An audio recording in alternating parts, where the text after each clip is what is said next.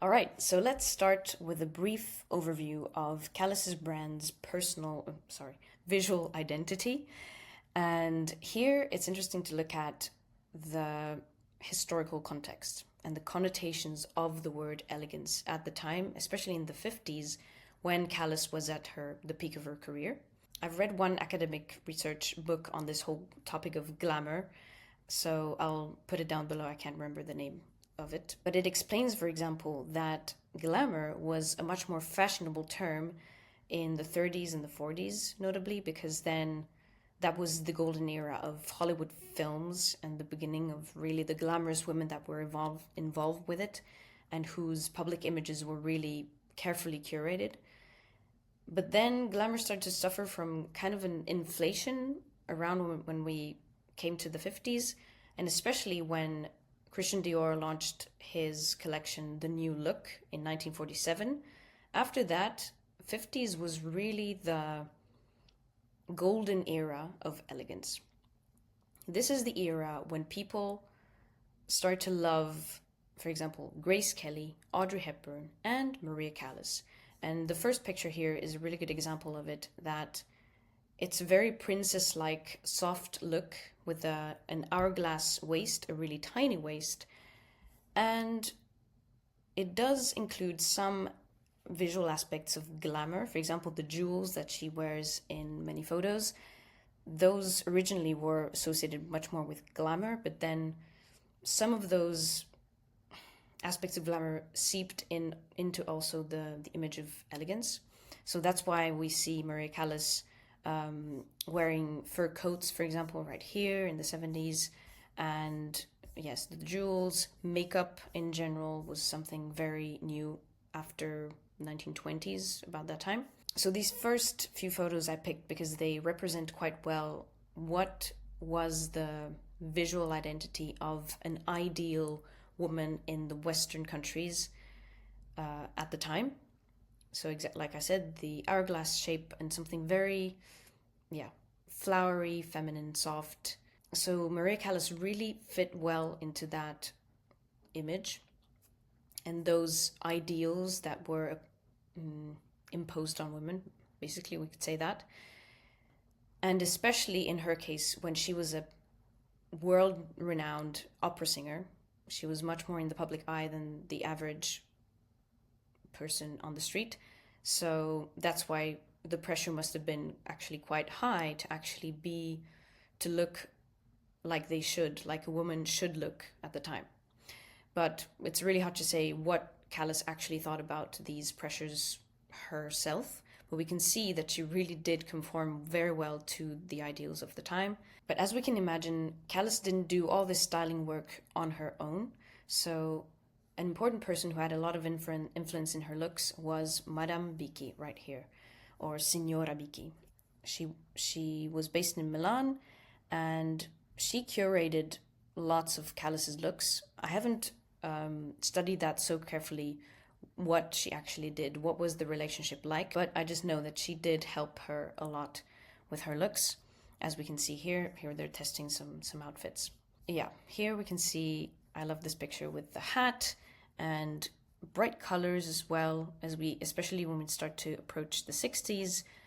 And here, this is, I think, from 65, this picture. I love this dress, this white one, but we can see the jewels in place from the jeweler Cartier in English, I guess.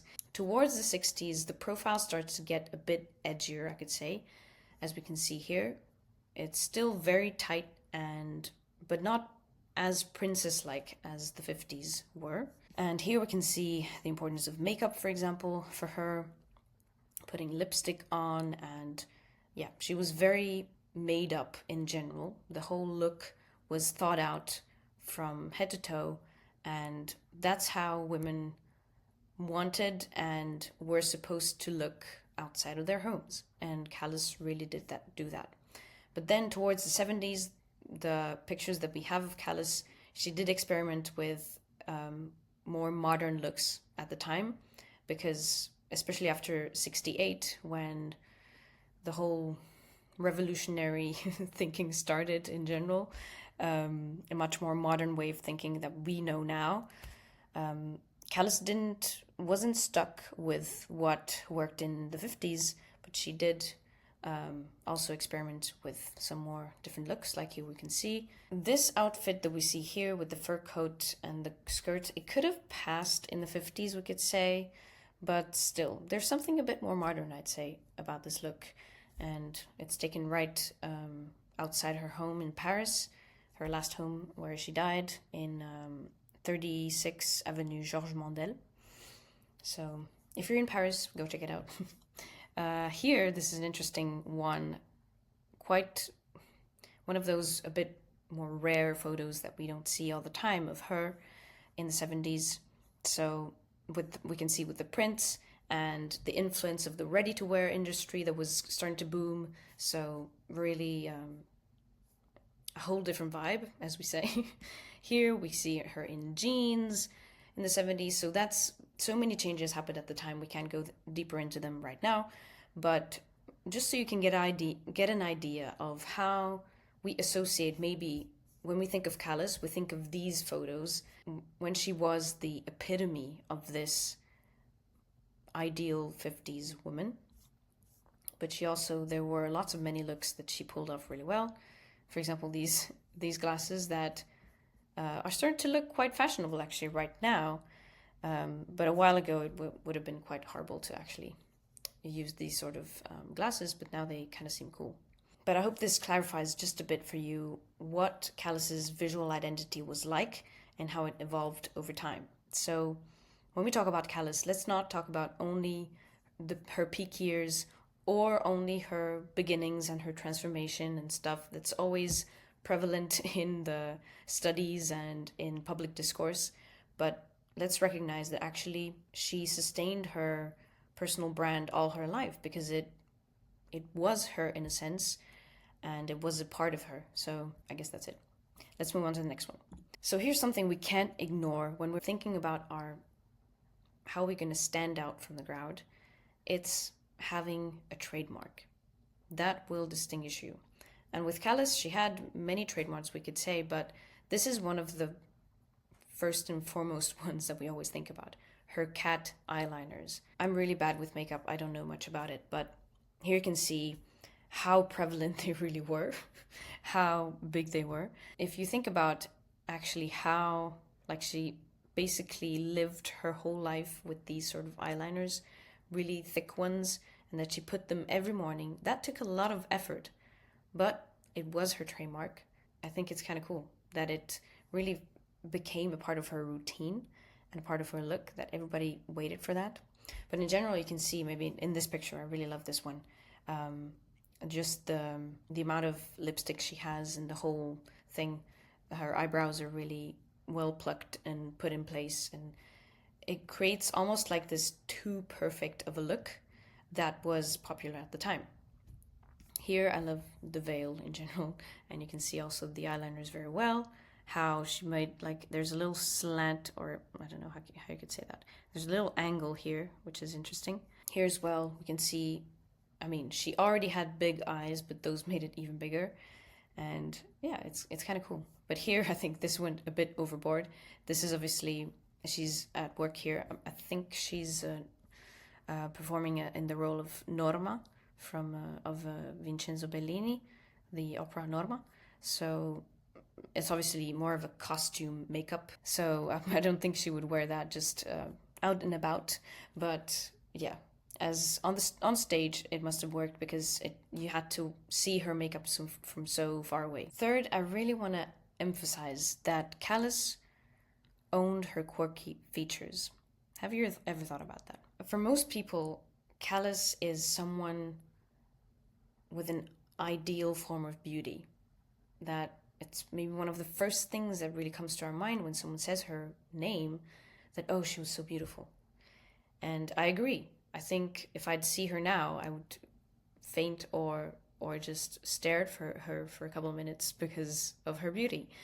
But beauty norms change, obviously. It depends on the moment in history we live in. But in her case, there were reasons for her to feel very insecure too.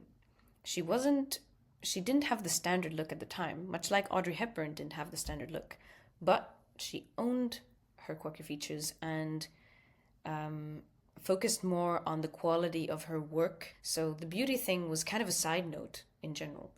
She did put a lot of effort in her looks, but not as much, not nearly as much as in her work. The quality of her singing, her performing in operas and concerts. But here, if we look at these pictures, I mean, it depends on the angle from which you take the picture, but here, this angle you see, her nose was quite big. Her ears were huge, we could say, with the most love possible, I'm saying this. And here as well, big nose, and her mouth was big, her eyes were big, her nose were big, everything. And she could have thought that, okay, well, I look so weird, I don't have the confidence, I don't do this and this and that. It could have undermined her morale, can we say? But it didn't, at least not too much. Here we can see she had skin problems, and she writes about them in her letters as well. It's also interesting that we can see that she's covering her ears here, and in many other pictures as well, but here we can see them fully. So I don't know if that was why she did that. Was it because of insecurity of her big ears or not? It could have been just a way to do the hairdo. So I wanted this to be just a word of encouragement, because we all have something a bit weird going on with our physical features or our personality features much more. So that is something that we can actually turn into our advantage. Much like we can say Barbra Streisand as well. Like, look at her nose, a Jewish nose, a kind of a, people always talk about her chicken legs and stuff, which is actually kind of mean. I don't know if we should actually talk that way. But still, even though Callas and everybody else knew the scrutiny that were placed upon them in the public eye, they still tried to surmount that with putting a decent amount of effort in their looks so that they can feel confident and just, go with it, own it, and don't think about it too much. And people will be drawn to your personality. That's the inner qualities are much more important if we talk about the phenomenon of elegance in general. Fourth, I want to address just the matter of Callas's voice and how she used her voice, because elegance doesn't depend only on what you speak about, but also on how you speak. So that's for sure that Callas's unique singing voice was integral to her personal brand and her success, but her speaking voice was appealing too. If you listen to or look at some of her interviews that she's done, you can see that she wasn't a monotonous speaker. She had she varied her tone and her pacing. She let her passion and her emotions come through. And that's always very appealing. We want to hear from those people. And then another factor that helped her was that she had a pretty good accent in every language that she spoke. And also, I'd want to highlight that she had enough vocabulary also in every language so that she could actually convey her intelligence and her intelligent thoughts. So even though Callas didn't really receive that much, normal schooling, like up until 12 years, I think, she was at school. But after that, her singing career was really the main thing in her life, in Athens in 1937, I think, about that time. But this is something interesting as well, because part of the allure of Callas is, in fact, how she speaks. It wasn't only her singing voice that drew people towards her. It was the whole package. Fifth, just a brief point on this idea of a world citizenship. So Callas was that, we could say, because she had this jet-set lifestyle because of her career. She was always traveling, well, at least long periods of time in her life she was traveling. So that brings an element of coolness, being at ease in other countries and with traveling in general. it helped that she knew 4 languages very well. So English first when she was born in Manhattan, and then with her Greek parents, but she was in an English American basic school. So that was really the primary language that she learned first. But then when they moved back to Greece, or when she moved with her mom and her sister, Greek became her first language. And later on with Aristotle and Onassis, they spoke Greek together, which is kind of cool too. And she really had to relearn a bit the Greek that she had forgotten. And apparently she had quite an Italian accent when she spoke Greek. I don't speak Greek or understand it, but apparently. And but Italian became her first home language when she married her husband, Giovanni Battista Meneghini, and it became her work language.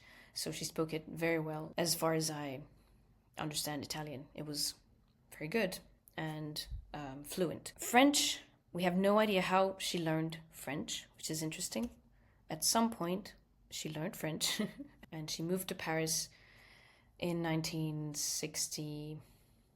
Was it 3, maybe? That year has now slipped my mind, but around that time. And she spoke very good French too, which is astonishing because it's a difficult language, much more difficult, I'd say, than Italian. She was good with languages. She was a polyglot, and it made her cool. Then finally, the most important point is her smile. Often we like to view her, or in general in the public discourse, she's presented as a very tragic figure, a Greek tragedy. Her life is a Greek tragedy. And yes, there were some tragic elements to her life, that's for sure.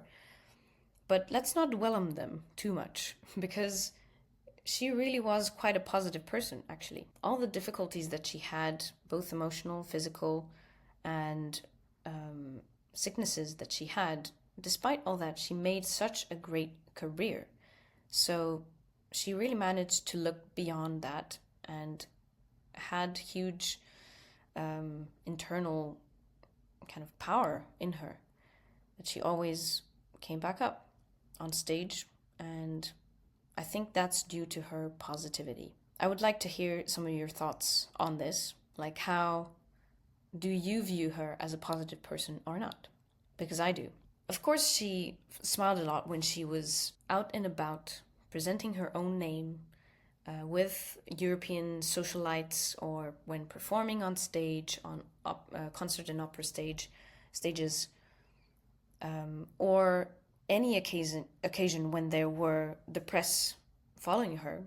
She was representing her own self, her own personal brand.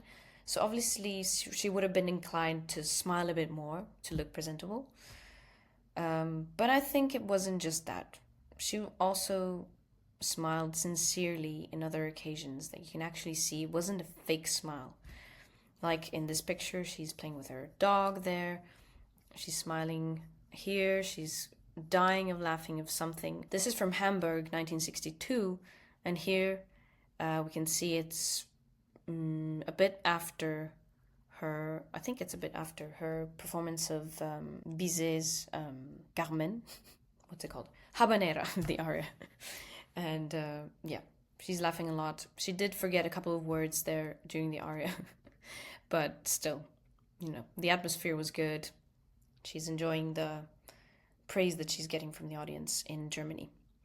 And here she's playing with her friend on a floating, I don't know, mattress. That's what it's called. She loved to be in the water and enjoy her time, out and about, not out and about, outside.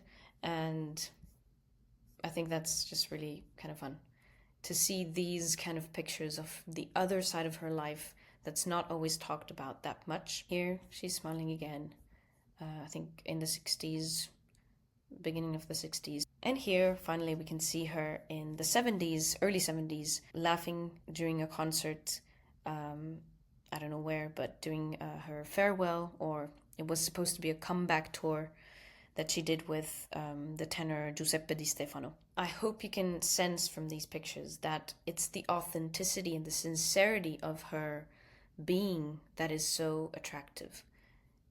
That she really put herself out there and wanted to be her authentic self as much as she could.